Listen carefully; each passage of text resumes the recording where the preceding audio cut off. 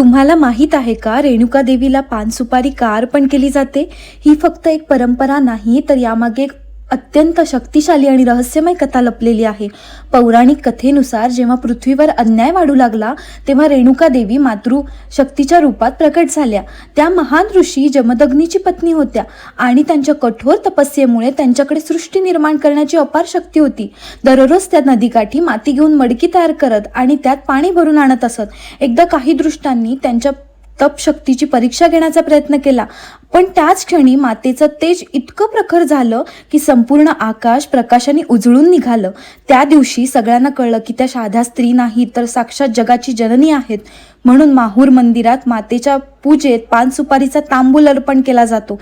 हिरवं पान पंचतत्वाचं प्रतीक मानलं जातं आणि सुपारी मसाले हे शक्ती आणि समृद्धीचे चिन्ह असतात. तुम्ही जर रेणुका देवीचे भक्त असाल तर चॅनलला सबस्क्राईब जरूर करा.